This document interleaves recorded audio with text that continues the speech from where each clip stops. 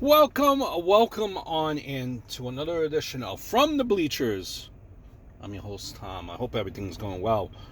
We're going back old school. WWF, WCW old school. Mid 1998, WWF, was beginning to pull away from WCW. After the fans have kind of begun to grow weary of the product, with the NWO having run its course and no new stars being created. In a sharp contrast, the WWF was in the Attitude Era with Stone Cold Steve Austin, a former WCW talent, being the main player. The WCW brought in a man they thought could turn things around. The Ultimate Warrior. Ironically, the guy that the WWF had gone to in 1996 when the boot was on the other foot. Both paid a heavy fee and a heavy price for bringing him in a move that yielded no positive results. Warrior,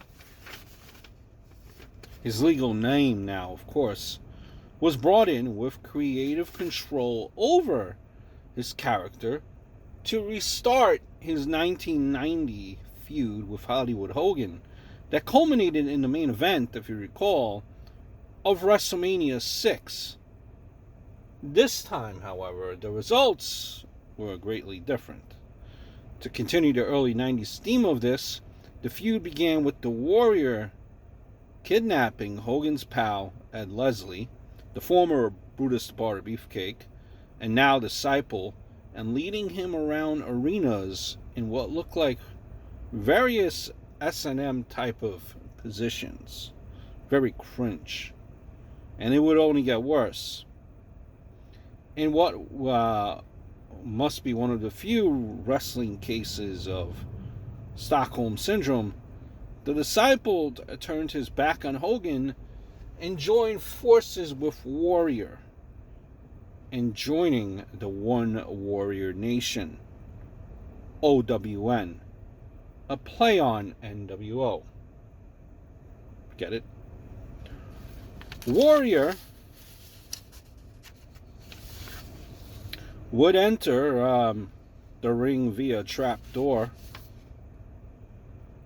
and a cloud of smoke, but the trap doors are perhaps best remembered for causing Davey Boy Smith an injury that would nearly paralyze him.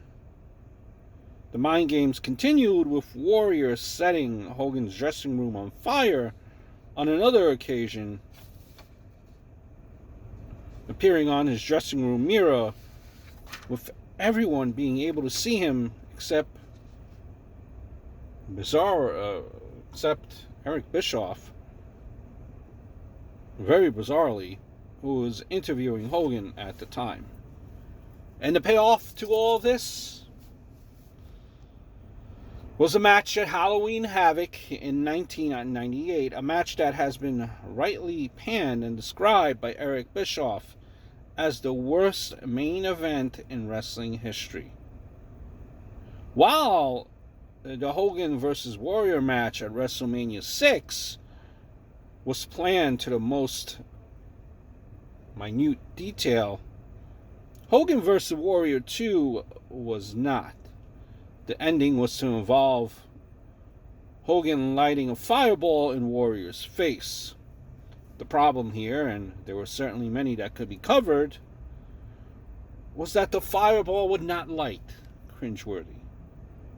So Warrior was left for a few minutes fumbling about in the ring until Hogan could light it. When it was eventually lit, it went off in Hogan's face and nowhere near the Warrior. Of course,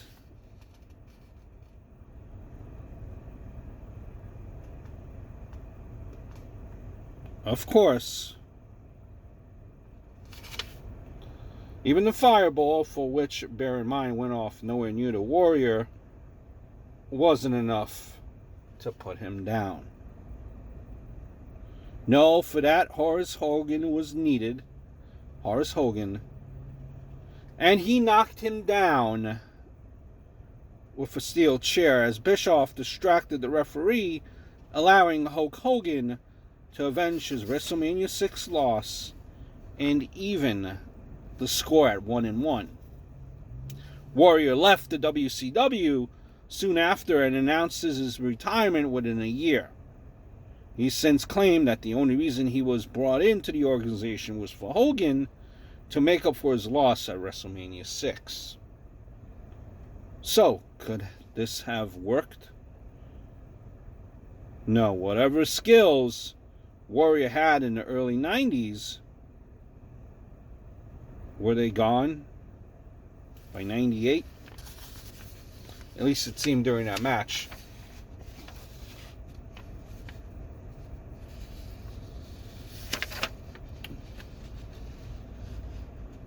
You know,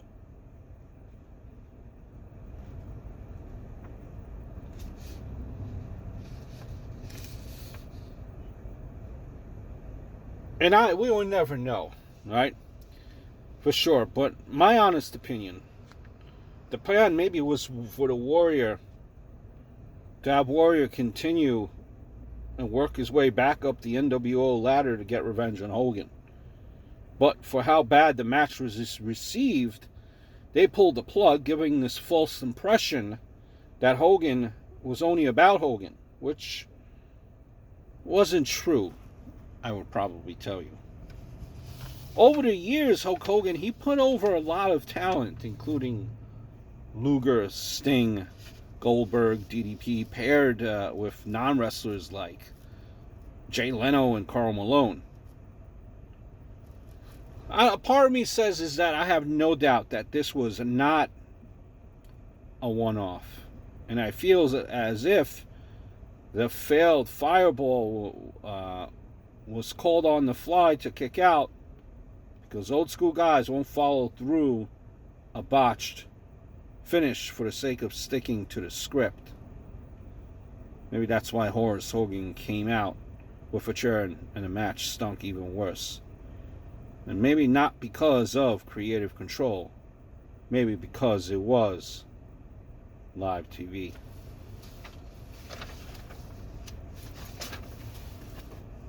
Just my thoughts there on that match, Hogan Warrior 2. Hope all is well. Look forward to speaking to you guys very, very soon.